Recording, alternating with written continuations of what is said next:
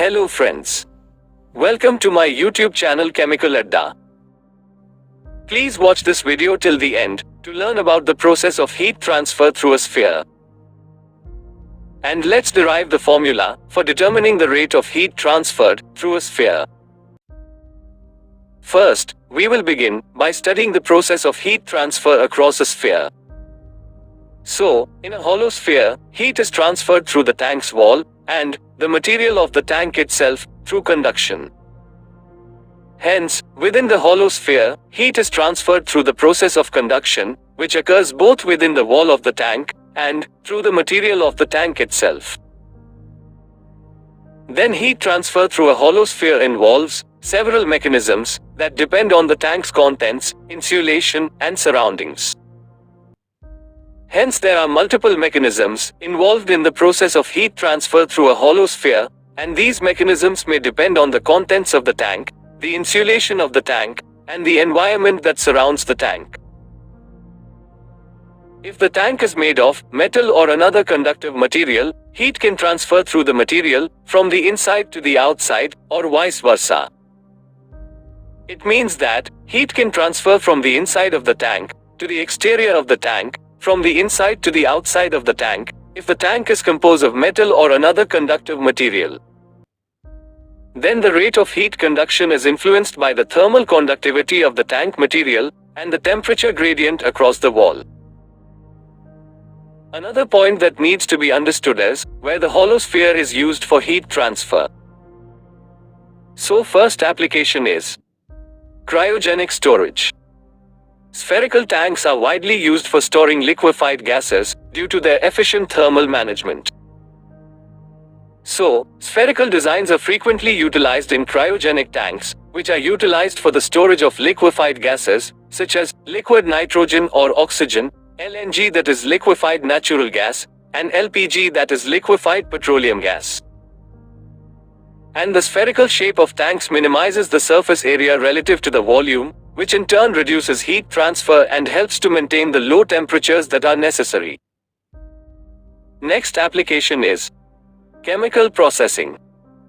So in chemical industries, spherical tanks are used for reactions requiring precise temperature control.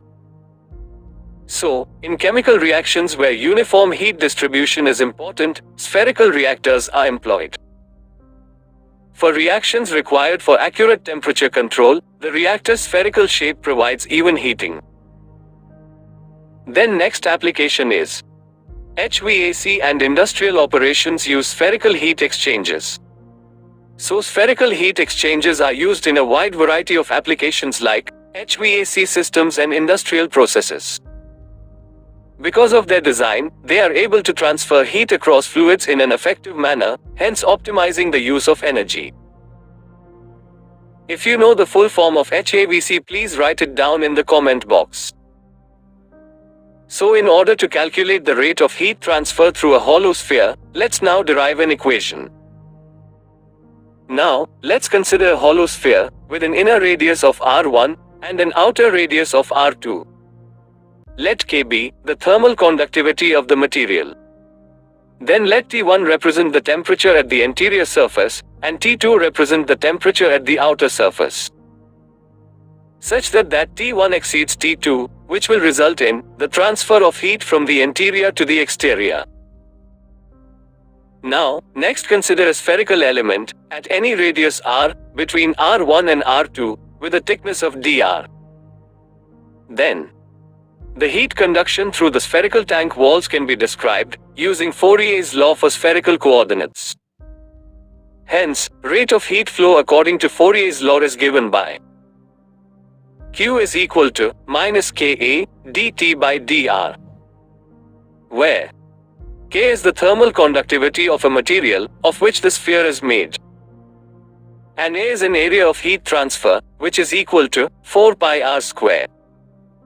Hence, equation 1 can be written as Q is equal to minus K 4 pi r square dt by dr.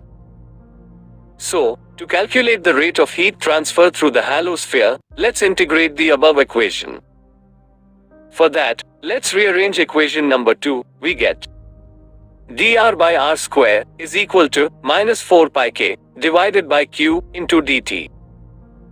Now, let us integrate equation number 3 between the limits. When r is equal to r1, t is equal to t1. And when r is equal to r2, t is equal to t2.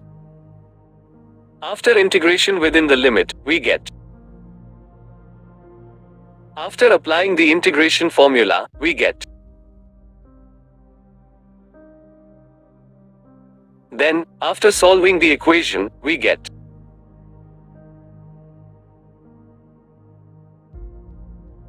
Now, after rearranging the term, we get. Q is equal to 4 pi k t1 minus t2 divided by 1 by r1 minus 1 by r2, which can be written as Q is equal to 4 pi k r1 r2 t1 minus t2 divided by r2 minus r1. Now, let Rm be the mean radius, which is the geometric mean for the sphere, which is equal to under root of r1 r2. So after squaring both sides, we get Rm square is equal to r1 r2. Now, let's put Rm square in the place of r1 into r2 in above equation. Hence, we get a final equation for the rate of heat transfer through the hollow sphere as Q is equal to 4 pi Rm square k t1 minus t2 divided by r2 minus r1. Hence, we get two forms of equation to calculate the rate of heat transfer through a hollow sphere as Q is equal to 4 pi k r1 r2 t1 minus t2 divided by r2 minus r1. And another equation is Q is equal to 4 pi k Rm square t1 minus t2 divided by r2 minus r1, where Rm square is equal to r1 into r2. So that's all about the transfer of heat through the sphere. So keep watching. In the next video, we will discuss another topic. So, if you like my video, please like, share, and subscribe to my YouTube channel, which is Chemical Adda.